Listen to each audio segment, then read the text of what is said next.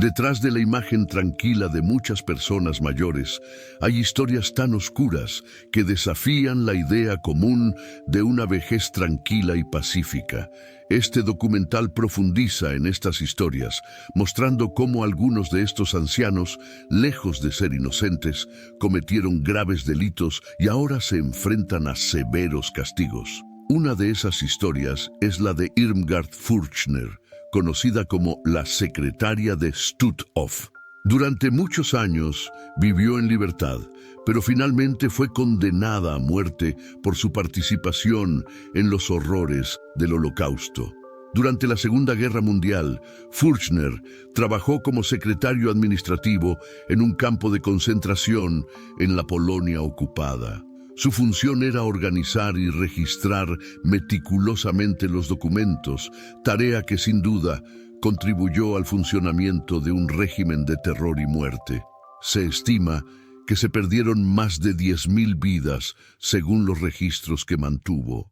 Décadas más tarde fue juzgada, uno de los pocos casos en los que se responsabilizó a colaboradores nazis de sus acciones. Su sentencia, la pena de muerte, refleja la profundidad y gravedad de los crímenes en los que participó activamente. Mientras tanto, en Estados Unidos, otra anciana también espera ser ejecutada en el corredor de la muerte.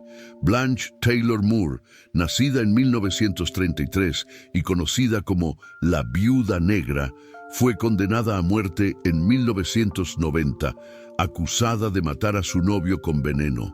Con el paso de los años, surgieron sospechas de que Moore estaba involucrada en otros casos de envenenamiento, lo que aumentó aún más la curiosidad del público en torno a su historia. Ahora, a sus 91 años, sigue condenada a muerte. Su trayectoria recuerda al público que, detrás de una apariencia inocente, puede haber terribles secretos, venganzas y acciones que dejan cicatrices en la sociedad. Bienvenidos a Crímenes y Consecuencias. Prepárese para escuchar historias que revelan el lado oscuro de la justicia y las decisiones que cambiaron vidas para siempre. Si te gusta entender el impacto de los delitos y sus sentencias, suscríbete y activa la campanita para no perderte ningún detalle. En Brasil tenemos el caso de Francisco López Ferreira, un hombre de 66 años que fue condenado por un crimen violento en marzo de 2017, que conmocionó a su pequeña comunidad. Con los pies encadenados y cojeando, Francisco enfrentó un juicio que duró más de 4 horas. Aunque parecía frágil, el crimen cometido fue extremadamente brutal. La víctima, Simón de Moura Fatine López, era una joven religiosa que, sin saberlo, se convirtió involuntariamente en cómplice de su propia tragedia. Durante el juicio, Francisco presentó versiones contradictorias sobre el crimen, afirmando incluso que le había pedido a Simón que se mantuviera alejada el día que ocurrió todo. La comunidad quedó conmocionada por el desarrollo de los hechos, y el esposo de Simone, César Augusto López, la describió como una mujer dulce y dedicada a su trabajo en la iglesia. Ante tantos detalles, el fiscal Marcos Antonio Leles argumentó que el crimen fue premeditado, presentando informes que mostraban lesiones a Simone, lo que indica crueldad. La defensa intentó argumentar que Simone había facilitado el crimen, alegando que conocía el pasado criminal de Francisco, pero el tribunal no aceptó esta acusación. Después de una semana, Francisco fue capturado en la parte trasera de una empresa en el distrito industrial de Río Preto. En estado debilitado, fue trasladado al hospital, donde confesó el crimen. El veredicto fue claro. Francisco López Ferreira fue condenado a 36 años de prisión, acusado de homicidio calificado, incluidos crueldad, venganza y feminicidio. Aunque la defensa intentó justificar su accionar, el fiscal consideró justa la sentencia. Describió el proceso como agotador, pero consideró que la decisión final del tribunal fue exactamente lo que esperaban. Estas historias son solo algunas entre muchas que muestran que incluso en la vejez, algunas personas tienen un pasado oscuro.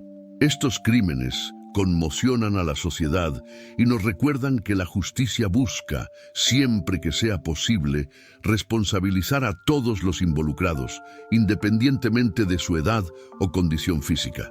El juez consideró la confesión del acusado como una circunstancia atenuante, es decir, algo que atenuaba en cierta medida la severidad de su pena.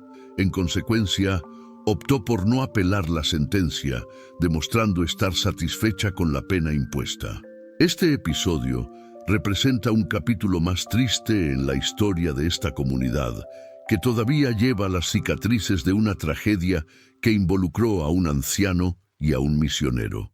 Ella, que dedicó su vida a ayudar a los demás, acabó siendo víctima de un crimen que dejó profundas huellas en la memoria de todos los que siguieron el caso. Mientras tanto, en el condado de Columbia se estaba llevando a cabo otro juicio impactante. John Acklin, un hombre de 60 años, se enfrentaba a graves acusaciones de abuso de 2 niños. En el tribunal, el ambiente era de asombro e indignación ante la gravedad de los crímenes cometidos por Acklin. Los supervivientes, valientes al presentarse para enfrentar a su agresor, mostraron una mezcla de alivio y tristeza, sintiéndose finalmente un poco más apoyados por la justicia. Durante el juicio, el juez Jonathan D. Nichols y el jurado escucharon atentamente las acusaciones, que fueron presentadas de manera contundente, dejando clara la responsabilidad de Acklin por los crímenes. Las pruebas eran tan claras y contundentes que no había lugar a dudas sobre su culpabilidad. A pesar del dolor y el sufrimiento que experimentaron, las víctimas encontraron cierto consuelo al darse cuenta de que sus voces estaban siendo escuchadas y creídas. Por otro lado, Acklin permaneció impasible, sin mostrar ninguna emoción, como si fuera ajeno a la gravedad de sus propios actos. Su abogado, John Hillman, intentó abogar por una sentencia más leve, citando la avanzada edad de Acklin, pero el juez, reconociendo la gravedad de los crímenes, no tuvo piedad.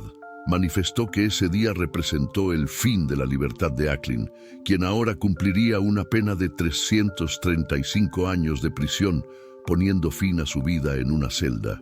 Otro caso emblemático es el de Albert Flick, un hombre que, tras una serie de condenas, fue considerado demasiado mayor para representar una amenaza y finalmente fue puesto en libertad.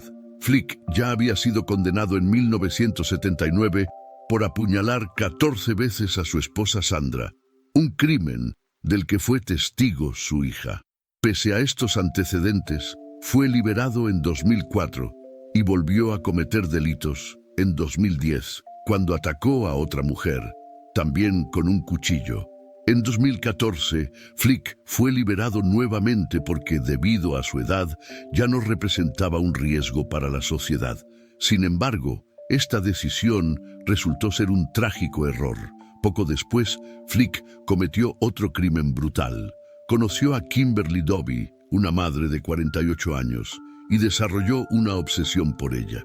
Cuando se dio cuenta de que ella se iba de la ciudad, la atacó violentamente, apuñalándola repetidamente a plena luz del día, frente a sus 2 hijos pequeños. La escena fue captada por cámaras de seguridad y generó una reacción de indignación y lamento, evidenciando el fracaso de las autoridades para evitar que Flick volviera a convertirse en un peligro. Estos casos muestran cómo los delitos cometidos por personas que parecen inofensivas, debido a su avanzada edad, pueden tener consecuencias devastadoras y plantear interrogantes sobre la posibilidad real de rehabilitación y protección de la sociedad contra los reincidentes. Albert Flick, un anciano con un pasado violento, fue liberado nuevamente cuando un juez dictaminó que era demasiado mayor para ser considerado una amenaza. Esto sucedió incluso después de que asesinó a su propia esposa y atacó a otra mujer en el pasado. Pero, lamentablemente, esta decisión sería costosa. En libertad, Flick se interesó profundamente por Kimberly Doby, una madre de 48 años, y esta obsesión acabó convirtiéndose en una relación peligrosa y fatal. Cuando supo que Kimberly se estaba preparando para irse de la ciudad, Flick se sintió infeliz. Decidió que si él no podía tenerla cerca, nadie más lo haría. En un momento de brutalidad premeditada, la atacó afuera de una lavandería en Lewiston, Maine, a plena luz del día. Flick apuñaló a Kimberly 11 veces, justo al lado de sus hijos gemelos de 11 años, Dylan y Cole, quienes observaron desesperados la aterradora escena. Antes del ataque, los testigos escucharon a Kimberly suplicar a Flick que la dejara en paz, pero desafortunadamente nadie pudo evitar la tragedia. Kimberly sufrió heridas mortales que le desgarraron el corazón y los pulmones, y sus hijos solo pudieron observar cómo su madre perdía sin piedad. Las imágenes de las cámaras de seguridad capturaron el horror del momento, con niños corriendo durante el ataque. Aunque no pudieron salvar a Kimberly, un hombre que pasaba por allí logró derribar a Flick de una patada y lo mantuvo inmovilizado, presionándolo contra el suelo hasta que llegó la policía. Flick fue arrestado y, una vez más, sometido a juicio, donde se revelaron nuevos detalles de su violento crimen. Esta vez, el jurado no fue informado de sus crímenes anteriores, pero las pruebas de las imágenes de seguridad fueron suficientes para condenarlo. Flick fue declarado culpable del asesinato de Kimberly, lo que supuso su segunda condena por asesinato después de haber matado a su esposa en 1979. Su impactante historia expone el trágico impacto de una decisión judicial que no anticipó la gravedad de su comportamiento en libertad.